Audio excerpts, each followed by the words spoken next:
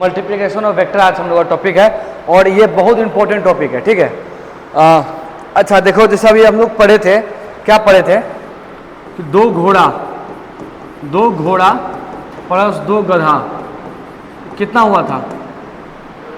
हाँ, इसको जोड़ नहीं सके थे, बोले थे ना इसको जोड़ नहीं सकते क्योंकि दो घोड़ा और ये गधा अलग अलग क्वांटिटी है, अलग अलग चीज़ है, अलग अलग। ठीक है, दोनों का यूनिट डिफरेंट है, जब यूनिट डिफरेंट होगा तो हम इसको जोड़ नहीं सकते हैं। ठीक है, ये बताए थे कि एडिशन कभी भी नहीं हो सकता जब यूनिट डिफरेंट हो, यूनिट सेम ही होगा। जैसे दो घोड़ा प्लस दो घोड़ा यहाँ पे होगा चार घोड़ा, मतलब एडिशन के लिए क्या होना चाहिए, यूनिट को सेम होना चाहिए, लेकिन मल्टीप्लिकेशन के लिए ऐसा कोई नियम नहीं है। क्या हम बोल रहे हैं, एक वेक्टर को यहाँ मल्टीप्लाई स्केलर भी कर सकते हैं या वेक्टर भी कर सकते हैं।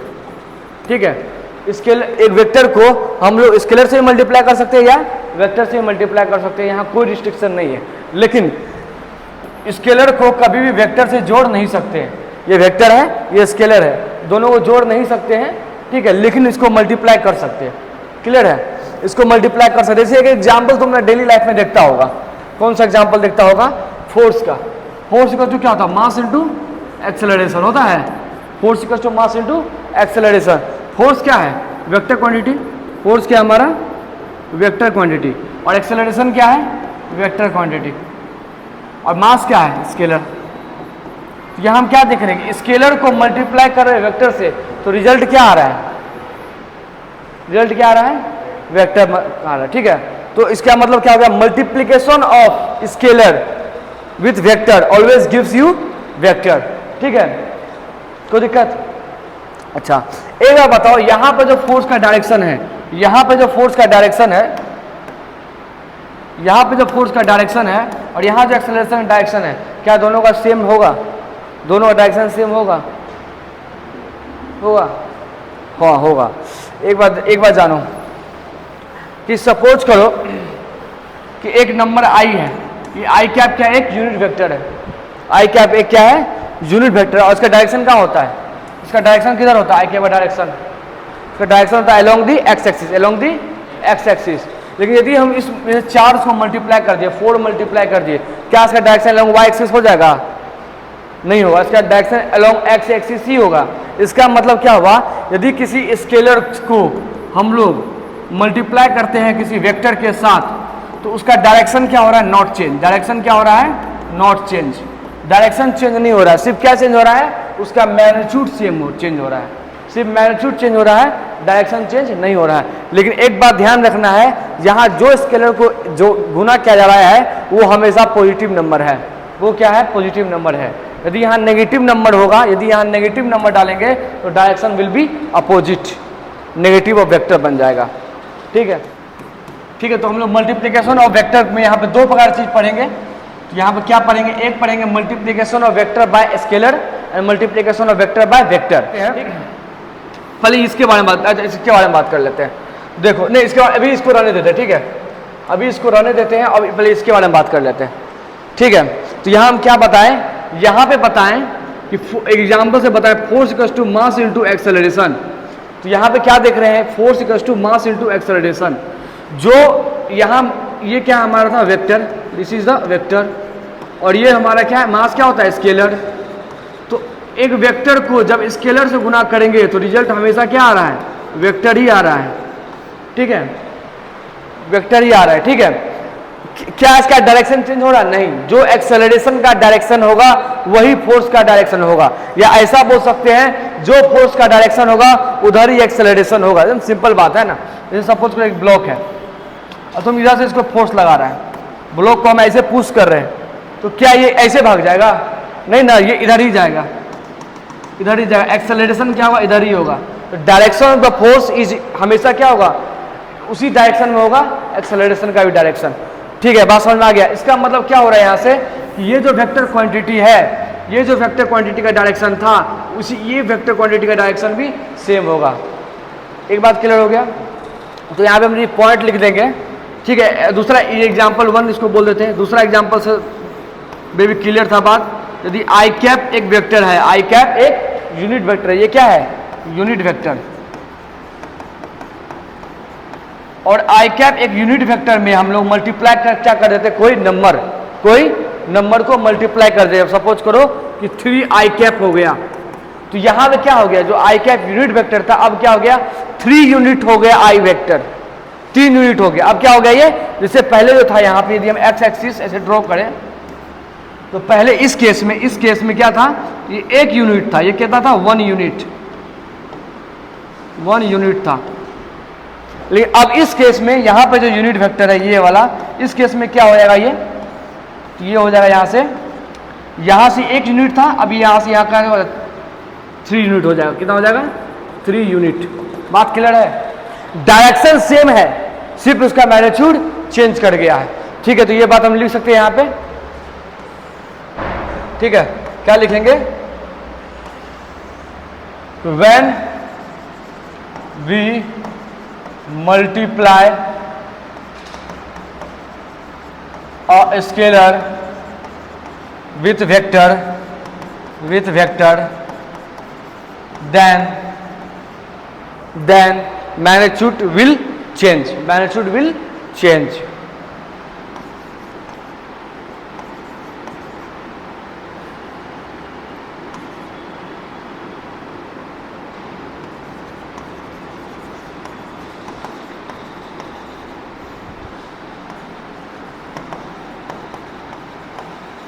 ऑब्वियसली 1 से गुना करें तो मैग्नीट्यूड चेंज नहीं होगा, वो डिपेंडिंग चेंज करेगा। ठीक है, वो बढ़ भी सकता है, घट भी सकता है। वो क्या हो सकता है, इंक्रीज भी हो सकता है एंड डिक्रीज भी हो सकता है, इंक्रीज भी हो सकता है और डिक्रीज भी हो सकता है। सपोज करो कि कोई एक वेक्टर है, ये ऐसा एक वेक्टर है, ये ए वेक्टर है, ये क्या है, ए वेक्टर है। यदि इसमें हम लोग क्या कर रहे हैं, मल्टीप्लाई कर रहे हैं एक स्केलर को 4 से मल्टीप्लाई कर रहे हैं। ठीक है, तो 4 से मल्टीप्लाई हम 4 से मल्टीप्लाई कर रहे हैं, तो ये जो वेक्टर है इसका लेंथ 4 गुना बढ़ जाएगा, 4a। मतलब यहाँ पे क्या हो गया, लेंथ इसका इंक्रीज कर गया। लेकिन अब इसी वेक्टर को मल्टीप्लाई करेंगे हाफ से, आधा से मल्टीप्लाई कर रहे हैं। किससे कर रहे हैं, हाफ से मल्टीप्लाई कर रहे हैं, तो इसका लेंथ क्या हो गया, आधा डिक्रीज हो गया, इतना हो गया। ठीक है, इसका आधा हो गया, तो इसका लेंथ इंक्रीज भी हो सकता है, लेंथ इसका डिक्रीज भी हो सकता है, depending upon the scalar quantity, हम किस स्केलर क्वांटिटी से इसको मल्टीप्लाई कर रहे हैं। ठीक है, तो यहाँ पे क्या हुआ, when we multiply scalar with a vector then magnitude will change, increase और डिक्रीज। ठीक है, अब यहाँ पे यदि यहाँ पे जो तुम्हारा स्केलर क्वांटिटी है, स्केलर क्वांटिटी जो है वो पॉजिटिव है, पॉजिटिव नंबर है, वो क्या है, पॉजिटिव नंबर है, तो डायरेक्शन क्या होगा, चेंज नहीं करेगा, डायरेक्शन विल सेम। इस केस में डायरेक्शन क्या होगा तुम्हारा, सेम रहेगा, डायरेक्शन विल सेम। ठीक है, यहाँ देख रहे थे ए नंबर था, इसके साथ एक पॉजिटिव नंबर गुना किए तो डायरेक्शन उसी डायरेक्शन दोनों का सेम ही है। ठीक है, लेकिन यदि सपोज करो कि एक वेक्टर है हमारा, एक यहाँ हमारा वेक्टर ए वेक्टर है, और इसके साथ हम लोग यहाँ पे इसके साथ हम लोग मल्टीप्लाई कर दिए माइनस का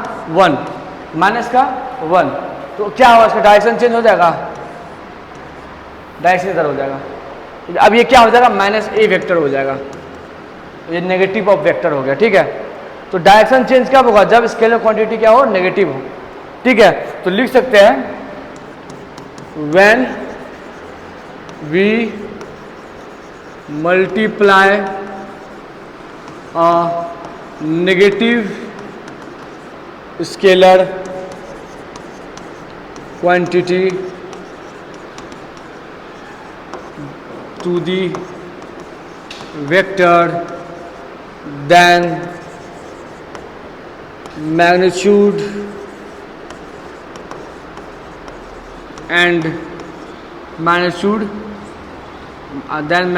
will change। ठीक है, यदि 1 से गुना कर देगा तो मैग्नीट्यूड चेंज नहीं होगा, लेकिन 1 से ज़्यादा से गुना करेंगे तो मैग्नीट्यूड चेंज होगा। ठीक है, किसी चीज़ को 1 से गुना करने पे क्या उसका वैल्यू चेंज होता है, नहीं होता है, होता है। किसी चीज़ को 1 से गुना करेंगे तो वैल्यू उसका चेंज हो जाएगा। 5 गुना 1 इक्वल टू 5 ही होगा ना, 6 गुना 1 इक्वल टू 6 ही होगा। ठीक है, तो यहाँ पे हम तो बात कर रहे हैं ना, यहाँ पे ऑब्वियसली जो हम बोल रहे हैं मैग्नीट्यूड विल चेंज, तो इसका मतलब यहाँ पे ये एज्यूम कर रहे हैं कि हम लोग 1 से गुना नहीं कर रहे हैं। ठीक है, क्लियर है बात। देन, और यहाँ पे डायरेक्शन मैग्नीट्यूड चेंज हो जाएगा और डायरेक्शन क्या होगा, and direction will oppose, and direction क्या हो जाएगा, डायरेक्शन गेट्स, डायरेक्शन गेट क्या बोलते हैं इसको, ऐसे क्या, अरे यार, and direction becomes opposite, becomes opposite, opposite हो जाएगा। ठीक है, ठीक है, मतलब क्या होगा, इसी में नेगेटिव ऑफ वेक्टर बन जाएगा, negative of vector, negative of vector. Clear है, मल्टीप्लिकेशन ऑफ स्केलर क्लियर है। स्केलर को मल्टीप्लाई करेंगे, क्या बोले, स्केलर को यदि मल्टीप्लाई करते हैं या वेक्टर से, या वेक्टर को मल्टीप्लाई करते हैं स्केलर से, रिजल्टेंट क्या होगा, वही होगा, वेक्टर ही होगा। डायरेक्शन सेम होगा, डायरेक्शन में कोई दिक्कत नहीं है, लेकिन यदि नेगेटिव नंबर से कर देते हैं गुना तो डायरेक्शन उसका क्या हो जाएगा, ठीक अपोजिट हो जाएगा। जिधर यदि x में था तो माइनस x में हो जाएगा। क्लियर है, तो this is the multiplication of scalar with a vector quantity. ठीक है, अब जो दूसरा टॉपिक था हमारा वो क्या था, मल्टीप्लिकेशन ऑफ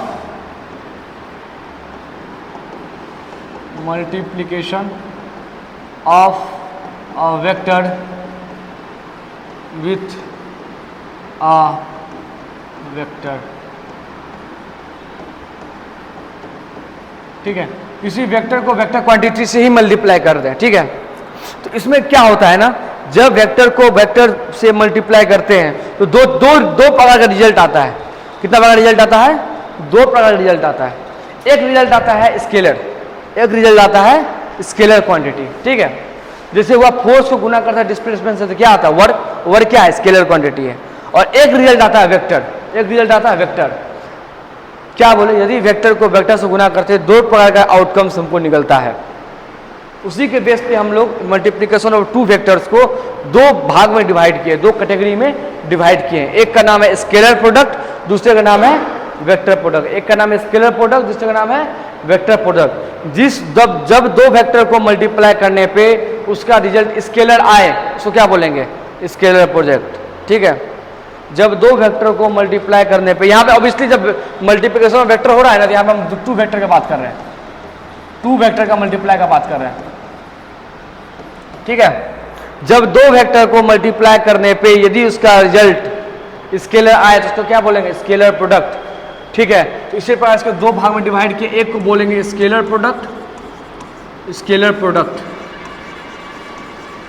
और दूसरा का नाम क्या है, वेक्टर प्रोडक्ट। दूसरा का नाम क्या है, वेक्टर प्रोडक्ट।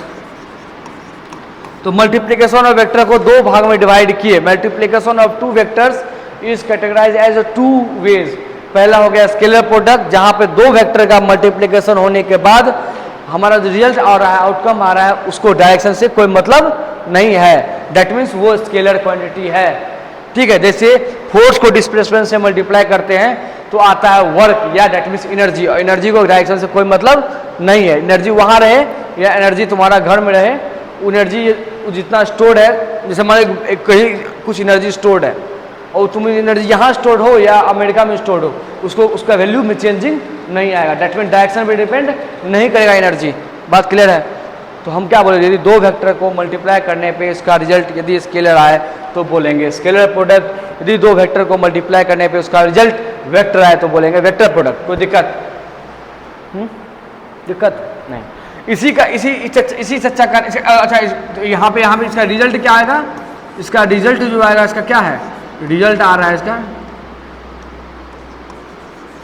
इसका रिजल्ट है हमारा स्केलर, और इसका जो रिजल्ट है वो क्या हमारा, इसका रिजल्ट है वो हमारा वेक्टर है। कोई दिक्कत? कोई दिक्कत है भाई साहब? अब इसी चर्चा को, इसी जो स्केलर प्रोडक्ट है, इसका एक और नाम है, ठीक है, उसका नाम है डॉट प्रोडक्ट। क्या नाम है? Dot product. क्या नाम है? Dot product. और इसका नाम दे दिया है क्रॉस प्रोडक्ट। Cross product. क्या नाम दिया है? Cross product. ऐसा नाम क्यों दिया? बस रिप्रेजेंटेशन करने के लिए, हमको पता चले कि दो वेक्टर गुना करने पे स्केलर आ रहा है, दो वेक्टर गुना करने पे वेक्टर आ रहा है, उसको थोड़ा सा मतलब दोनों को मल्टीप्लिकेशन थोड़ा सा क्या करें, अलग अलग तरीका से दिखाने की कोशिश किया गया, अलग अलग तरीका से दिखाने की कोशिश किया गया। जैसे मानते हैं ए और बी दो वेक्टर हैं और उसको मल्टीप्लाई करना है, इसमें डॉट ऐसे लगा देंगे बीच में, तो क्या क्या डॉट प्रोडक्ट। यदि दो अलग अलग वेक्टर को मल्टीप्लाई करना है और उसका रिजल्ट वेक्टर आ रहा है तो बीच में ऐसे क्रॉस करके लगा देते हैं। ठीक है, बात समझ में आया? समझ में आया? इतना नहीं आया? अभी तक हम 2-3 बात बताएं। पहला बात बताएं कि वेक्टर की एडिशन और सब्ट्रैक्शन में घोड़ा और गधा वाला सिस्टम चलता है। मतलब घोड़ा जोड़ेंगे, घोड़ा को गधा से जोड़ा नहीं जा सकता है। लेकिन मल्टीप्लिकेशन में ये सब तामझाम नहीं है। मल्टीप्लिकेशन में घोड़ा को गधा से मल्टीप्लाई किया जा सकता है। ठीक है, हाँ ठीक। अब तो हमारे पास क्या है? हमारे पास दो ही है, एक तो घोड़ा है, एक गधा है। दैट मीन्स एक स्केलर है, एक वेक्टर है। तो इसका मतलब वेक्टर को या स्केलर से गुना करेंगे या वेक्टर से गुना करेंगे। तो पहले बात कर लिए कि स्केलर से जब गुना करेंगे तो क्या होगा। जब स्केलर से गुना करेंगे वेक्टर को तो उसको वेक्टर ही रह जाएगा, वो चेंज नहीं होने वाला है। वेक्टर था, वेक्टर रहेगा। लेकिन अब क्या हो गया, वेक्टर से गुना करने के बाद या तो वो बड़ा हो गया या तो वो छोटा हो गया, या तो वो बड़ा हो गया या तो छोटा हो गया। ठीक है, डायरेक्शन के बारे में बात कर रहे थे। डायरेक्शन बोला कि यदि कोई पॉजिटिव नंबर से यदि जो स्केलर क्वांटिटी से गुना किया जा रहा है, जो इस स्केलर क्वांटिटी से जो गुना किया जा रहा है, यदि वो पॉजिटिव होगा तो बड़ा हो जाएगा। जिस स्केलर क्वांटिटी से गुना किया जा रहा है वो नेगेटिव होगा तो छोटा हो जाएगा। क्लियर? छोटा नहीं होगा, सॉरी, डायरेक्शन चेंज हो जाएगा। यदि नेगेटिव होगा तो क्या होगा, डायरेक्शन चेंज हो जाएगा। यदि पॉजिटिव होगा तो डायरेक्शन क्या होगा, सेम ही रहेगा।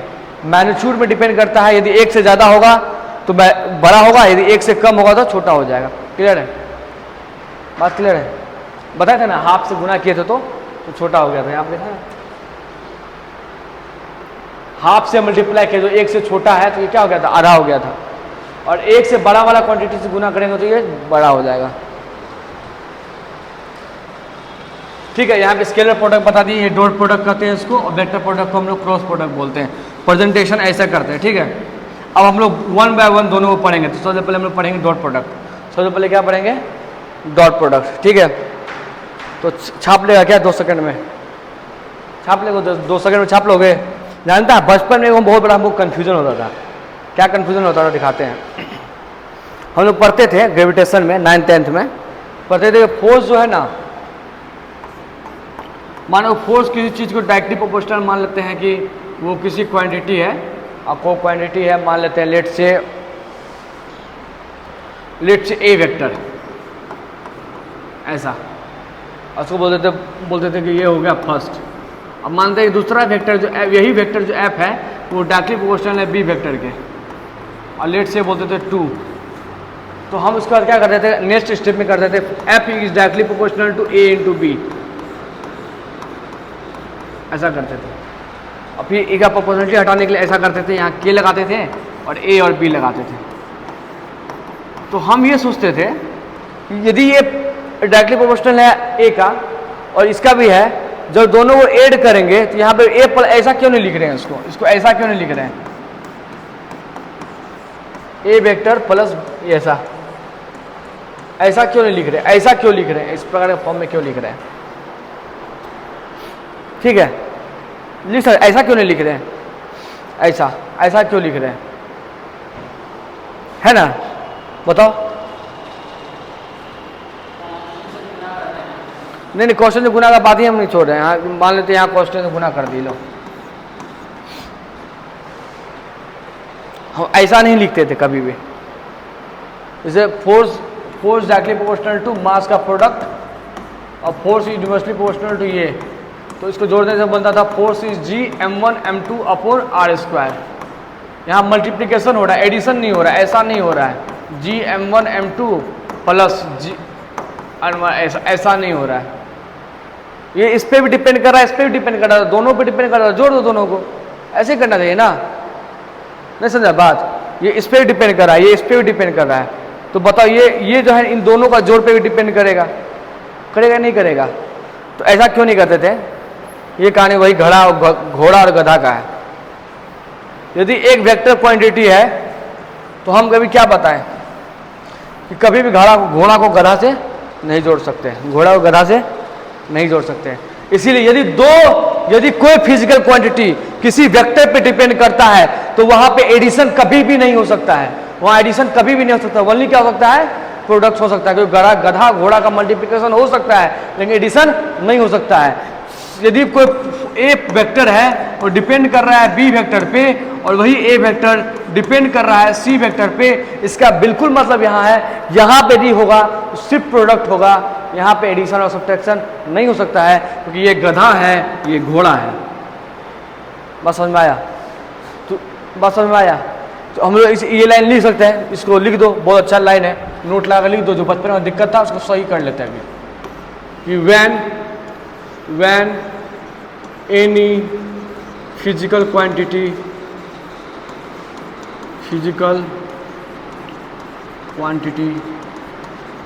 depends upon two vectors, then there is only a product of these vectors।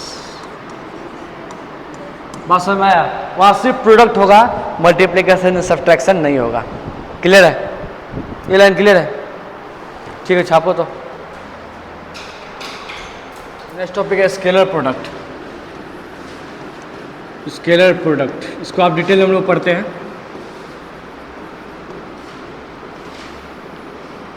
ठीक है, या इसका दूसरा नाम क्या है?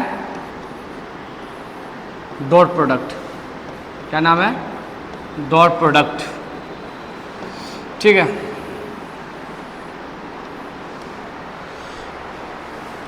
तो एक एग्जाम्पल से समझाने की कोशिश करते हैं इस चीज को। वर्ड का फॉर्मूला क्या पढ़े हो बचपन में? बचपन में क्या पढ़े हो वर्ड का फॉर्मूला? पढ़े हो ना? Force into displacement. क्या पढ़े हो? फोर्स इंटू डिस्प्लेसमेंट, ये पढ़े हो। ठीक है, फोर्स इंटू डिस्प्लेसमेंट ये पढ़े हो ना?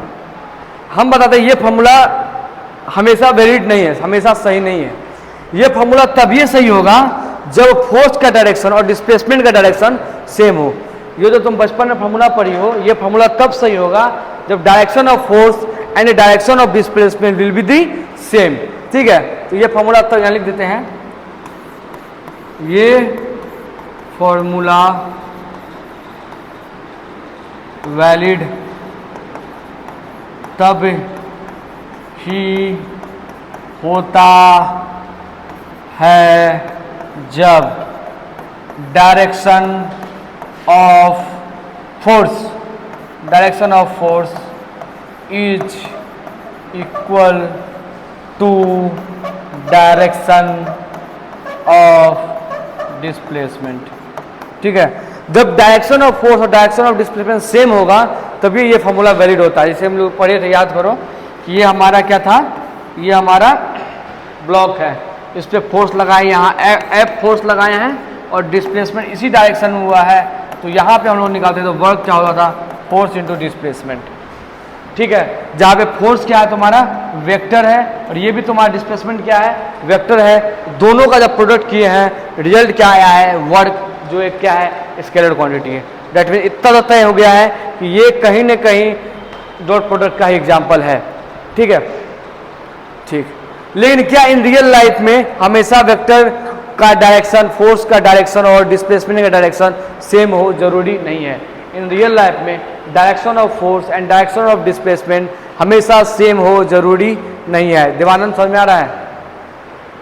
दैट मीन्स हो सकता है, ऐसा हो सकता है, सपोज करो कि एक ब्लॉक है, ट्रॉली बैग को खींचती है ट्रॉली बैग को, तो ट्रॉली बैग को क्या है? ट्रॉली बैग डिस्प्लेसमेंट किधर हो रहा है? एक्स की तरफ, और खींच रहे हो एंगल पे, ऐसे एंगल पे खींच रहे हो ना, दैट मीन वो ये ट्रॉली बैग है, इसको खींच कैसे रहे हो? ऐसे खींच रहे हो, फोर्स लगा करके खींच कैसे रहे हो, और जा किधर रहा है? इधर जा रहा है। यहाँ क्या देख रहे हैं? Direction of the force and direction of displacement making the angle theta, दोनों के बीच में कितना बन रहा है? एंगल थीटा बन रहा है। तो अब इस केस में दो, तो अभी हम लोग बचपन में क्या पढ़े हैं? वर्क का फॉर्मूला जो बचपन में पढ़े हैं, वर्क का फॉर्मूला हमको क्या चाहिए? Force in the direction of displacement, ठीक है, इनटू क्या होगा, डिस्प्लेसमेंट। यही हम लोग बचपन में फॉर्मूला पढ़े थे, अभी पता है ना कि फोर्स का डायरेक्शन जो होगा तुम्हारा वो डिस्प्लेसमेंट डायरेक्शन सेम होगा, तभी ये फार्मूला वैलिड है, तभी ये फार्मूला वैलिड है, पता है ना अभी। तो फोर्स का डायरेक्शन में बताओ कि एक फोर्स है जो एफ डायरेक्ट इधर है और डिस्प्लेसमेंट इधर है, तो अब इसको इस डायरेक्शन में निकालना है, फोर्स का इफेक्ट इस डायरेक्शन में। सो क्या बोलते हैं, कल ही पढ़ाए थे, फोर्स का इफेक्ट इस डायरेक्शन में क्या कहलाता है, projection of force in this direction, यही कहलाता है ना, इसको प्रोजेक्शन बोलते हैं ना, इसी को कल बताए थे ना, इसको क्या बोलते हैं, प्रोजेक्शन बोलते हैं। तो यहाँ पे हम लोग क्या करेंगे, जो मतलब ये निकालना है हमको, force in the direction of displacement, तो इसका मतलब हमको क्या करना है, सिंपली यहाँ इस ये कैसे निकलेगा, ये निकलेगा प्रोजेक्शन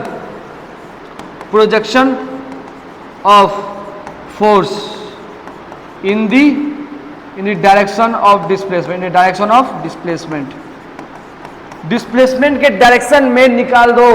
तो क्या लगाते थे, यदि मान लो ये एक्स एक्सिस है और ये वाई एक्सिस है, एक्स एक्सिस तरफ क्या होता था, ए कॉस थीटा, याद है, ए कॉस थीटा। तो इस डायरेक्शन में क्या होगा फोर्स, इस डायरेक्शन में फोर्स क्या होगा बताओ, एफ एक्स कॉस थीटा होगा, एफ कॉस थीटा होगा, एफ कॉस थीटा होगा। इस direction of force, projection of force in the direction of displacement क्या होगा, projection of force in the direction of displacement क्या होगा, एफ कॉस थीटा। कोई दिक्कत नहीं। तो अब हमारे देखो यहाँ देखो, ये force F cos theta direction किधर, इधर, डिस्प्लेसमेंट डायरेक्शन किधर, इधर, दोनों का डायरेक्शन सेम हो गया, दोनों का डायरेक्शन सेम हो गया। आप दोनों को मल्टीप्लाई कर सकते हैं एकदम बिंदास रूप से, कर सकते हैं नहीं कर सकते हैं, तो आप दोनों को बिंदासली कर लो। तो इसका मतलब हो गया कि ये force F S cos theta into S, ये हो गया, ठीक है, कॉस थीटा और इंटू एस, ऐसा लिख सकते हैं। ये क्या है तुम्हारे, ये force in the direction of displacement into displacement, यही तो पढ़े बचपन में वर्क का फॉर्मूला। तो अब इसको आराम से इसको अरेंज करते हैं, तो हाँ यहाँ से ऐसे अरेंज कर दिए, F x cos theta, work का फॉर्मूला हो गया एफ एक्स कॉस थीटा। अब इसी चीज को एफ एक्स कॉस थीटा को एक नया रिप्रेजेंटेशन दे दिया, ठीक है, एक नया रिप्रेजेंटेशन दे दिया, बोला क्या, इसको ऐसे बोल दो, vector F dot S, vector F dot S. और ये क्या हमारा, यही हमारा वर्क है, जो वर्क है, और वर्क क्या हमारा, ये स्केलर है, ये क्या है, स्केलर। इसको क्या बोल दिए, इसको बोल दिए वेक्टर, एक फोर्स है, फोर्स की ये वेक्टर क्वांटिटी है, और यहाँ बीच में लगा दिए डॉट, बीच में क्या लगा दिए, डॉट, जो बता रहा है ये डॉट प्रोडक्ट है। और ये हमारा क्या, डिस्प्लेसमेंट, ये क्या हमारा क्या है, वेक्टर। एक वेक्टर को दूसरे वेक्टर से डॉट किए आया स्केलर, एक वेक्टर को दूसरे वेक्टर से डॉट किए आया स्केलर। कहानी समझ में आया, कहानी समझ में आया, कहानी समझ में आया, कुछ दिक्कत, धनराज दिक्कत, तुमको दिक्कत, प्रियंका चौधरी नहीं दिक्कत, ठीक है। तो यहाँ पे क्या है, यहाँ पे फोर्स हमारा है, फोर्स है एफ, एक फोर्स, एक वेक्टर है एफ, दूसरा वेक्टर है एस, दोनों डॉट किए आया डब्ल्यू। तो अब इसीलिए हम इसको, यदि हम लाइन में लिखना चाहें, ऐसा लिख सकते हैं कि let A and B are two vectors, then dot product is defined as, कैसे डिफाइन करेंगे, ए वेक्टर बी वेक्टर दोनों का डॉट क्या होगा, A B cos theta. Clear, यही किया ना, एफ डॉट एस का कॉस क्या होता है, एफ एक्स कॉस थीटा, उसी चीज को लिख दिया यहाँ पे, ए डॉट बी का vector A B cos theta. कोई दिक्कत, और काम कर सकते हैं हम लोग, क्या कर सकते हैं, angle between the two vectors निकालना हो, angle between the two vectors निकालना हो, तो यहां से निकाला जा सकता है। कैसे निकाला जा सकता है, तो कॉस थीटा को लोग क्या लिखेंगे, vector A dot vector B by A B, angle between the two vectors. ये क्या formula, this formula used to find angle between two vectors। कोई दिक्कत, कोई दिक्कत भैया? ए बी कॉस थीटा के बारे में थोड़ा बात करते हैं। हम इस कॉस थीटा के बारे में पहले बात करते हैं, इस कॉस थीटा के बारे में। कॉस थीटा का वैल्यू मिनिमम कितना होता है? कॉस थीटा का मिनिमम वैल्यू कितना होता है? कॉस थीटा का मिनिमम वैल्यू होता है -1। कितना होता है? -1। मैक्सिमम वैल्यू कितना होता है? +1। कितना होता है? +1। क्या कॉस थीटा वैल्यू 0 होता है? कॉस थीटा वैल्यू 0 होता है? होता है ना, cos 90 0। कॉस थीटा वैल्यू 0 भी होता है। Depending upon the value of the cos theta, A B cos theta positive भी हो सकता है, नेगेटिव भी हो सकता है और 0 भी हो सकता है। ठीक है, तो ये क्या हो सकता है तुम्हारा? ये पॉजिटिव भी हो सकता है, ये नेगेटिव भी हो सकता है और ये 0 भी हो सकता है। ठीक है, that means A dot B जो तुम्हारा है, ए डॉट बी वेक्टर का 3 केस हम हो गया। एक केस हमारा क्या है, यहाँ पे देते हैं, cos थीटा का जो वैल्यू होता है -1 से कहाँ जाता है? 1 भी जाता है। ठीक है, यहाँ पे एक हो गया पॉजिटिव। अब बताओ cos थीटा पॉजिटिव कब होता है? cos थीटा वैल्यू पॉजिटिव होता है 0 से 90 के बीच में। 0 से 90 के बीच में, मतलब एंगल जब 0 डिग्री हो तब, 0 डिग्री हो तब, ठीक है, या वो 90 से कम हो, 90 से कम हो। 90 होगा तो 0 हो जाएगा, 90 से कम होना चाहिए। ठीक है, याद नहीं है वैल्यू? क्या याद नहीं है तुम लोगों को वैल्यू? क्या वैल्यू याद नहीं है? अभी बताएंगे ट्रिग्नोमेट्री तो समझ में आ जाएगा। जब थीटा का वैल्यू 0 और 90 के बीच में होगा तभी ये वैल्यू पॉजिटिव हो सकता है। ठीक है, नेगेटिव कब होगा? पहले 0 बात कर ले। 0 कब होगा? 0 होगा जब थीटा का वैल्यू 90 होगा। तब थीटा का वैल्यू कितना होगा? 90। cos 90 पे 0 होता है, cos 90 0 होता है। ठीक, और ये नेगेटिव कब होगा? ये नेगेटिव होगा जब थीटा का वैल्यू 90 से बड़ा, 90 से बड़ा और 180 से छोटा या बराबर। ठीक, cos 180 डिग्री कितना होता है? -1। कोई दिक्कत? ये 3 वैल्यू आया। मतलब यदि हमें ये ग्राफ से देखें, यदि यहां पे ऐसा है और एंगल ऐसा है, ये वेक्टर ए है और ये वेक्टर बी है, तो एक बात बताओ यहाँ पे, तो ये कौन सा एंगल हुआ? ये कौन सा एक्यूट हुआ कि ऑब्टूस हुआ? ये एक्यूट एंगल होगा, इसको बोलेंगे परपेंडिकुलर और इसको बोलेंगे ऑब्ट्यूस। ठीक, ये 2 वेक्टर है। ठीक है, दोनों वेक्टर एक दूसरे के पैरेलल है, एंगल कितना होगा? दोनों वेक्टर एक दूसरे के पैरेलल, एंगल कितना होगा?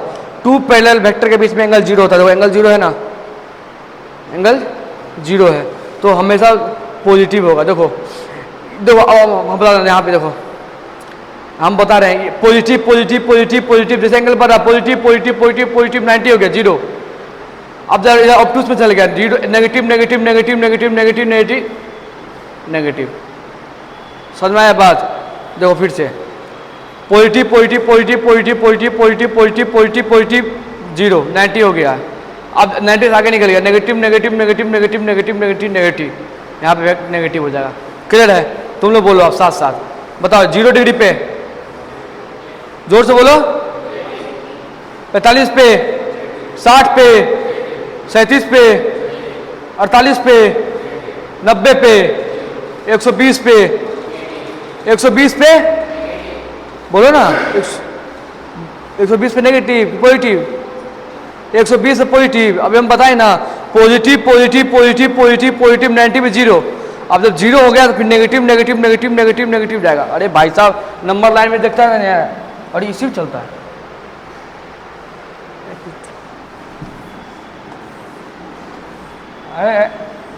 ये नंबर लाइन है। हाँ, अब नंबर लाइन में क्या होता है? 0 होता है इधर, पॉजिटिव होता है इधर, नेगेटिव होता है। तो चलेगा पॉजिटिव पॉजिटिव 0 पहुंचेगा, 0 बाद नेगेटिव नेगेटिव नेगेटिव हो जाएगा कहानी। क्लियर है? फिर से बोलना, एक बार फिर से बोलना। चलो 47 degree, 48 degree, 25 degree, 90 degree, 0, 90, 0, 110 degree, 180 degree, 115 degree. Clear है? क्लियर है? ठीक। अब पेन का तो दिक्कत ही नहीं, हम तो दोनों पेन है मेरे पास। ठीक, तो क्लियर है ये बात? ये चीज हो गया तुम्हारा। ठीक,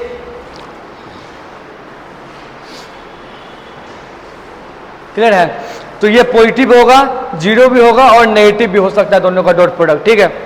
यदि एंगल एक्यूट हो, यदि एंगल एक्यूट हो, यदि एंगल एक्यूट हो तो पॉजिटिव होगा, यदि एंगल एक्यूट हो तो पॉजिटिव होगा, यदि एंगल ऑब्ट्यूस हो तो नेगेटिव होगा, यदि एंगल परपेंडिकुलर हो तो जीरो होगा।